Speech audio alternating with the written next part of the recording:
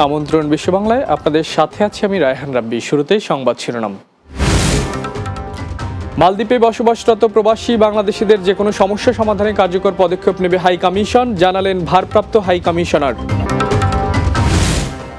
তামাকজাত পণ্য জর্দা নিয়ে কুয়েত প্রবেশকালে 4 বাংলাদেশিকে আটক করেছে কাস্টমস, নিষিদ্ধ উপকরণ থাকায় আইনি ব্যবস্থা। এবং লিবিয়ার পূর্বাঞ্চলে মানব পাচারকারীদের হাতে জিম্মি শতাধিক অভিবাসীকে উদ্ধার, চক্রের সন্দেহভাজন 5 জনকে আটক।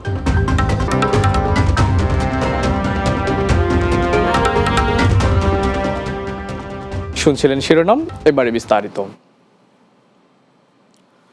মালদ্বীপে বসবাসরত বাংলাদেশি নাগরিকদের যে কোনো সমস্যা সমাধানে কার্যকরী পদক্ষেপ নেবে বাংলাদেশ হাই কমিশন। মালদ্বীপ প্রবাসী সাংবাদিকদের সঙ্গে মতবিনিময়কালে এই আশ্বাস দেন দেশটিতে নিযুক্ত বাংলাদেশের ভারপ্রাপ্ত হাই কমিশনার মোহাম্মদ সোহেল পারভেজ। মালদ্বীপ প্রতিনিধি সোহেল রানার তথ্যচিত্রে সর্দার রাজীবের প্রতিবেদন। সম্প্রতি রাজধানী মালের চিত্রনবাই লেমন্স গ্রাস রেস্টুরেন্টে আয়োজন করা হয় মতবিনিময় সভার। বাংলাদেশ হাই কমিশনের উদ্যোগে আয়োজিত এই মতবিনিময় সভায় অংশ নেন বিভিন্ন গণমাধ্যমে কর্মরত প্রবাসী সাংবাদিকরা। আমাদের গণমাধ্যম কর্মী আছেন বিভিন্ন। ভারপ্রাপ্ত হাই কমিশনার মোহাম্মদ সোহেল পারভেজের সভাপতিত্বে অনুষ্ঠান পরিচালনা করেন হাই কমিশনের তৃতীয় সচিব মোহাম্মদ জিল্লুর রহমান।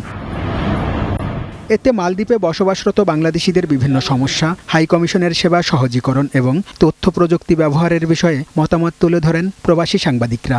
সভায় বস্তুনিষ্ঠ সংবাদ পরিবেশনের আহ্বান জানিয়ে হাই কমিশনার বলেন, প্রবাসী সাংবাদিকরা বিদেশের মাটিতে বাংলাদেশের ভাবমূর্তি উজ্জ্বল করছে। আমাদের মালদ্বীপ একটি ক্ষুদ্র দেশ হলেও আমাদের এখানে কিন্তু প্রায় 1 লক্ষ প্রবাসী বাংলাদেশি বিভিন্ন ধরনের কাজে নিয়োজিত আছে। তো আমাদের এখানে যারা সংবাদকর্মী রয়েছেন তারা প্রতিনিয়ত মালদ্বীপের প্রবাসীদের বিভিন্ন ধরনের সংবাদ এবং যেই তথ্যগুলি তারা কিন্তু নিয়মিত প্রচার করছেন। এই প্রচারের ফলে আমাদের যারা প্রবাসীরা আছেন তারা কিন্তু ধীরে ধীরে সচেতন হচ্ছেন। একই সাথে যারা বাংলাদেশ থেকেও বিভিন্ন সময়ে এখানে কাজের উদ্দেশ্যে আসছেন তাদেরও যে তথ্যগুলি দরকার হয় সেগুলো কিন্তু তারা জানতে পারছেন। এ সময় দ্রুত তথ্য বিনিময়ের লক্ষ্যে প্রবাসী সাংবাদিক ও হাই কমিশনের মধ্যে যৌথ যোগাযোগ প্ল্যাটফর্ম গঠনের পরামর্শ দেন সোহেল পারভেজ। আমাদের যারা এই প্রবাসীরা এখানে আছেন তারা বিভিন্ন ধরনের যেই সমস্যার মধ্যেও আছে সেই সমস্যাগুলোর সমাধানে কিভাবে কার্যকরী উদ্যোগ গ্রহণ করা যায় সেটি আপনাদের যেই মতামত রয়েছে, আমাদের যারা প্রবাসীরা রয়েছে তাদের সাথে আলাপ আলোচনার মাধ্যমে অবশ্যই আমরা হাই কমিশনের পক্ষ থেকেও চেষ্টা করবো একই সাথে এই সমস্যাগুলি দিনে দিনে কিভাবে আস্তে আস্তে সমাধান করা যায় সেটির উদ্যোগ গ্রহণ করা হবে। বাংলাদেশিদের সেবা সহজ করতে হাই কমিশন ও সাংবাদিকদের মধ্যে সমন্বয় বৃদ্ধির জন্য এই ধরনের সভা অব্যাহত রাখার প্রত্যাশা অংশগ্রহণকারীদের। আমাদের সম্মিলিত সকলের প্রচেষ্টার ফলেই কিন্তু আমরা মালদ্বীপে যারা রয়েছি তারা সুন্দরভাবে এখানে কাজ করতে পারবো এবং বসবাস করতে পারবো। Sardar Rajib, Bangla TV, news desk. তামাকজাত পণ্য জর্দা নিয়ে কুয়েত প্রবেশকালে 4 বাংলাদেশিকে আটক করেছে দেশটির কাস্টমস কর্তৃপক্ষ। কুয়েত আন্তর্জাতিক বিমানবন্দরের টার্মিনাল 4 থেকে তাদের আটক করা হয়। কুয়েত কাস্টমস জানিয়েছে প্রথম দিন এক বাংলাদেশি যাত্রীর কাছ থেকে 40 কেজি চিবানো তামাক উদ্ধার করা হয়। এর পরের দিন বাংলাদেশ থেকে আসা আরও 3 যাত্রীর কাছ থেকে 159 কেজি একই তামাক জব্দ করা হয়েছে। এ বিষয়ে বিমানবন্দর শুল্ক বিভাগ তাৎক্ষণিকভাবে আইনি ব্যবস্থা গ্রহণ করেছে। এছাড়া জড়িত আরও সন্দেহভাজনদের শনাক্ত করতে স্বরাষ্ট্র মন্ত্রণালয়ের সঙ্গে যৌথ তদন্ত চলছে। নিষিদ্ধ উপকরণের অনুপ্রবেশ ঠেকাতে কুয়েত প্রশাসন প্রতিশ্রুতিবদ্ধ। এ লক্ষ্যে সমস্ত প্রবেশপথে কাস্টমস কর্মকর্তারা সতর্কতা ও নিষ্ঠার সাথে কাজ করছেন।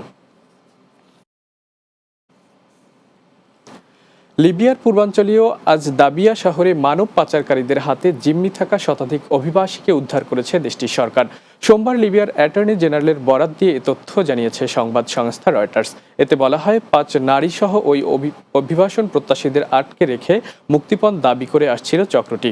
এই ঘটনায় লিবিয়া, সুদান ও মিশরের সন্দেহভাজন 5 নাগরিককে আটক করা হয়েছে। তবে পাচারকারীরা ঠিক কবে এসব অভিবাসীদের আটক করেছিল এবং তারা কোন দেশের নাগরিক সেই বিষয়ে বিস্তারিত জানানো হয়নি। এর আগে ফেব্রুয়ারিতে কুফরা শহরের মরুভূমি থেকে 28 অভিবাসীর মরদেহ উদ্ধার করে দেশটির পুলিশ। এদিকে জাতিসংঘ জানিয়েছে 2024 সালের ডিসেম্বর পর্যন্ত লিবিয়াতে আফ্রিকার বিভিন্ন দেশের প্রায় 8,25,000 মানুষ আশ্রয় নিয়েছেন। পরিবেশ সচেতনতা বৃদ্ধির লক্ষ্যে শেকরের উদ্যোগে ঢাকায় অনুষ্ঠিত হলো বৃক্ষ উপহার 2025 কর্মসূচি। শনিবার শেরেবাংলা নগরের জাতীয় বৃক্ষ মেলায় দিনভর নানা জাতের গাছ জনসাধারণের মাঝে বিতরণ করে সংগঠনটি। কর্মসূচিতে সংগঠনটির সদস্যদের মধ্যে উপস্থিত ছিলেন হাজী মোতালেব মাশরাকি, ফারহাদ সুলতানা, নাসিমা জামান, আলফি তাহসান, মনোয়ারা রহমান, ফয়জুন্নেসা, ইবনুল সৈয়দ রানা ও বাংলা টিভির লন্ডন প্রতিনিধি ফয়জুল হক সহ অনেকে। এ সময় সবাইকে আরও বেশি করে গাছ লাগানোর আহ্বান জানিয়ে আয়োজকরা বলেন, দেশের সবুজায়ন ও জলবায়ু পরিবর্তনের ক্ষতি মোকাবেলায় এমন উদ্যোগ নিয়মিতভাবে অব্যাহত থাকবে। বৃক্ষরোপণ কর্মসূচি হিসাবে এই বছরের আমাদের ঢাকার শেকর থেকে ছোট একটা অংশ বৃক্ষ মেলায় আমরা বেশ কিছু লোককে উদ্বুদ্ধীকরণ হিসাবে কিছু গাছের চারা বিতরণ করতেছি। জলবায়ুর যে পরিবর্তন যে বিষয়টা, এটাকে রক্ষা করার জন্য একমাত্র গাছ ছাড়া আর কোনো অপশন নাই। বিশ্ব বাংলা নিচ্ছে একটা বিরতি, ফিরে আসার পর অন্যান্য খবরের সাথে আরও যা থাকছে।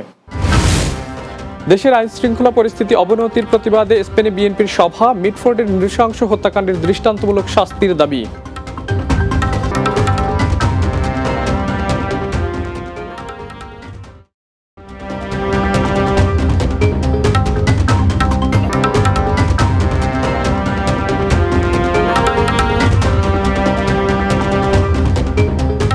বিরতির পর বিশ্ব বাংলায় স্বাগত আরও একবার। ঢাকার মিডফোর্ডে সংঘটিত নৃশংস হত্যাকাণ্ডের দৃষ্টান্তমূলক শাস্তির দাবি এবং দেশে আইন শৃঙ্খলা পরিস্থিতি অবনতির প্রতিবাদে স্পেনে সভা অনুষ্ঠিত হয়েছে।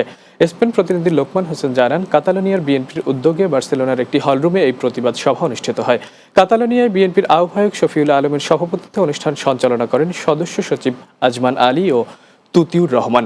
এতে উপস্থিত ছিলেন প্রভাষক ফখরুল ইসলাম, লাবিউর রহমান, আবু শাহিন তালুকদার, ফরহাদ মির রাজন, লুৎফুর রহমান, ফয়সাল আহমেদ, টুনু মিয়া, রেজু মিয়া, শফিক আহমেদ, ফয়সাল মোল্লা, আক্কাস মিয়া, দবির আহমেদ, সাজ্জাদ সালু, শামসুল ইসলাম, রেনু আহমেদ, জনি আহমেদ, আব্দুল বাসিত, বোরহান উদ্দিন, মোহাম্মদ সোহাগ হোসেন, মুক্তার হোসেন, লিটন আহমেদ, আলাউদ্দিন, আনিসুর রহমান, মাজহারুল ইসলাম, শাহেদ মিয়া, মামুন হোসেন, ফাহাদ আহমেদ, মোহাম্মদ তানবির আহমেদ ও আব্দুল সামাদ আজাদ সহ আরও অনেকে।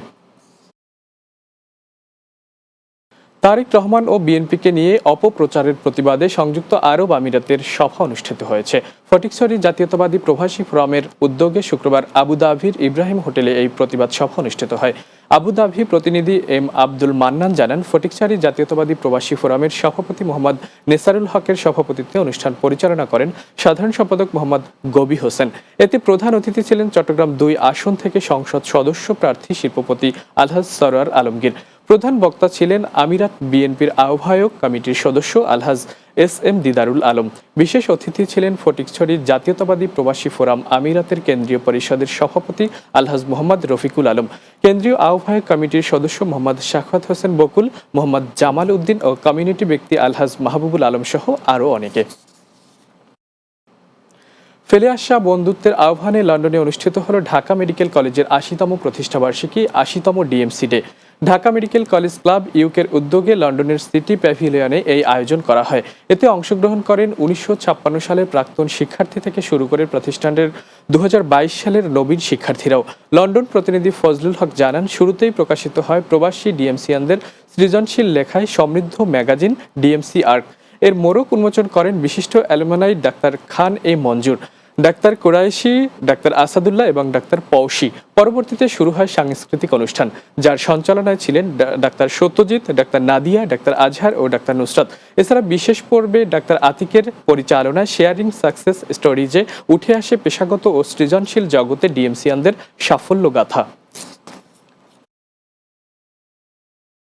শেষ করব বিশ্ব বাংলা, যাওয়ার আগে শিরোনামগুলো আরও একবার। মালদ্বীপে বসবাসরত প্রবাসী বাংলাদেশিদের যে কোনো সমস্যা সমাধানে কার্যকর পদক্ষেপ নেবে হাই কমিশন, জানালেন ভারপ্রাপ্ত হাই কমিশনার।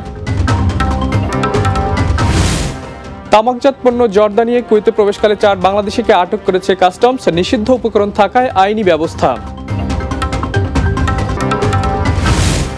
লিবিয়ার পূর্বাঞ্চলে মানব পাচারকারীদের হাতে জিম্মি শতাধিক অভিবাসীকে উদ্ধার, চক্রের সন্দেহভাজন 5 জনকে আটক। এবং দেশের আইন শৃঙ্খলা পরিস্থিতি অবনতির প্রতিবাদে স্পেনে বিএনপির সভা, মিডফোর্ডের নৃশংস হত্যাকাণ্ডের দৃষ্টান্তমূলক শাস্তির দাবি।